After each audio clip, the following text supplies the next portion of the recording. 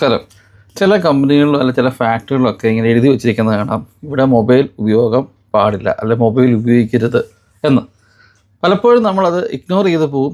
എന്താ ഇവിടെ mobile ഉപയോഗിച്ചെന്നാൽ radiation പ്രശ്നമുണ്ടോ അല്ലെങ്കിൽ എന്തെങ്കിലും കുഴപ്പമുണ്ടോ എന്നൊക്കെ നമ്മൾ ചിന്തിക്കുന്ന ആൾക്കാരുണ്ട്. പക്ഷേ അല്ല, ഞാൻ ഈ പറയുന്ന സംഭവിച്ചാൽ ഒരു ഗൾഫിൽ ഒരു മിൽക്ക് പ്രൊഡക്ഷൻ നടക്കുന്ന, അല്ലെ മിൽക്കിൻ്റെ പാലിൻ്റെ പലവിധമായ പാലിൻ്റെ കൂടെയുള്ള തൈര്, അല്ല പിന്നെ അങ്ങനെ മോര്, പിന്നെ അതിൻ്റെ കുറേ ക്രീംസ്, ഐസ്ക്രീംസ്, ഇങ്ങനെയൊക്കെ ഒരു പ്രൊഡക്ഷൻ ഉണ്ടാക്കുന്ന ഒരു വലിയൊരു ഫാക്ടറി എടുക്കുന്ന സംഭവമാണ്. ഒരു മലയാളിയായ ഒരു വ്യക്തി, അദ്ദേഹം പ്രൊഡക്ഷൻ കൺട്രോളിലാണ് വർക്ക് ചെയ്യുന്നത്, പാക്കിംഗ് സെക്ഷനിൽ എന്തൊക്കെയാണ് വർക്ക് ചെയ്യുന്നത്. അപ്പോൾ അദ്ദേഹം ഇങ്ങനെ സംസാരിച്ചുകൊണ്ടിരിക്കുകയാണ് നാട്ടിൽ ഭാര്യയുടെ ഫോണിൽ. അപ്പോൾ അവിടെ എഴുതി വെച്ചിട്ടുണ്ട് ഫോൺ യൂസ് ചെയ്യാൻ പാടില്ല എന്ന് വ്യക്തമായിട്ട് എഴുതി വെച്ചിട്ടുണ്ട്. പക്ഷേ എങ്കിലും അതിനെയൊക്കെ ആ നിയമത്തെയൊക്കെ കാറ്റിൽ പറത്തിക്കൊണ്ട് അദ്ദേഹം ഇങ്ങനെ ഫോണിൽ സംസാരിച്ചുകൊണ്ടിരിക്കുകയാണ് ഭാര്യയുണ്ട്. സ്വാഭാവികമായിട്ടും ഭാര്യയോട് സംസാരിച്ചുകൊണ്ടിരിക്കുന്ന കുറച്ച് സമയം കഴിഞ്ഞപ്പോൾ ഇദ്ദേഹം ഭാര്യയോട്ട് എന്തോ കയറി ഉടക്കി. ഭയങ്കര വഴക്ക്.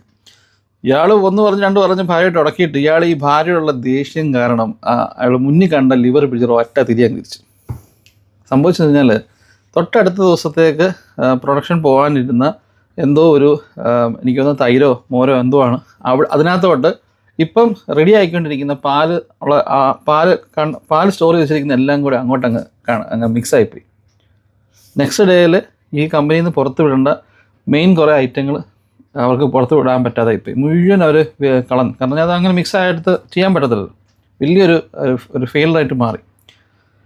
ഈ മനുഷ്യൻ ഏതാണ്ട് 10-20 വർഷത്തോളം ഇതേ കമ്പനിയിൽ സ്ഥിരമായി ജോലി ചെയ്തിരുന്ന വ്യക്തിയാണ്. ഇയാൾക്ക് ന്യായമായ രീതിയിൽ നല്ലൊരു സെറ്റിൽമെൻറ്റ്, അതായത് നാട്ടിൽ വന്നു കഴിഞ്ഞാൽ അത്യാവശ്യം ജീവിക്കാനുള്ള ഒരു സാധാരണക്കാരന് കിട്ടേണ്ട ഒരു നല്ലൊരു സെറ്റിൽമെൻറ്റ് കിട്ടേണ്ടതാണ്. കമ്പനി വേണമെങ്കിൽ അതൊരു മിസ്റ്റേക്ക് കൊണ്ട് അങ്ങ് വിടാമായിരുന്നു. പക്ഷേ കമ്പനി അങ്ങനെ ചെയ്തില്ല. അദ്ദേഹത്തിന് ഒരു വാച്ചായിട്ട് കമ്പനി കൊടുത്തു. അയാളെ ഇങ്ങനൊരു തെറ്റ് ചെയ്തതിൻ്റെ പേരിൽ അയാളെ ടെർമിനേറ്റ് ചെയ്തു. അയാൾ പോകുന്ന പ്രമാണിച്ചൊരു വാച്ച് കൊടുത്തു. ₹1 പോലും കൊടുത്തില്ല. ഞാൻ പറഞ്ഞു വെച്ചാൽ ഒരു ചെറിയൊരു മിസ്റ്റേക്കാണ്. ഭാര്യയോട് സംസാരിച്ചു, ഭാര്യയോടൊന്നല്ല ആരോടാണെന്ന് സംസാരിച്ചു. ദേഷ്യം കാരണം മുന്നിൽ നിന്ന ലിവർ, അയാളത് യൂസ് ചെയ്തിരുന്ന ആളാണ്, അയാൾക്കറിയാം ലിവർ തിരിച്ചു കഴിഞ്ഞാൽ ഇതിങ്ങനെ മിക്സായി പോകുന്നൊക്കെ അറിയാം. എങ്കിലും അയാൾ ചെയ്തു.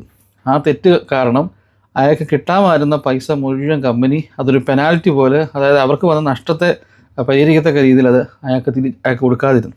ഞാൻ പറഞ്ഞേ, പ്രവാസികൾക്കെല്ലാം അല്ലെങ്കിൽ ജോലി ചെയ്യുന്ന ആൾക്കാരെല്ലാം ശ്രദ്ധിക്കണം. നിങ്ങൾ ചെയ്യുന്ന സ്ഥലത്ത് നിങ്ങളുടെ അന്നമാണ് നിങ്ങളുടെ ജോലി. ആ സമയത്ത് ഇരുന്ന് ഫോൺ സംസാരിച്ച് നിങ്ങൾ കാണിച്ചു കൊടുക്കുന്ന മണ്ടത്തരത്തിലല്ല തെറ്റുകൾക്ക് ചിലപ്പോൾ നിങ്ങൾ ഇത്രയും നാളും കഷ്ടപ്പെട്ടതിൻ്റെ വില കൊടുക്കേണ്ടി വരും. Thank you.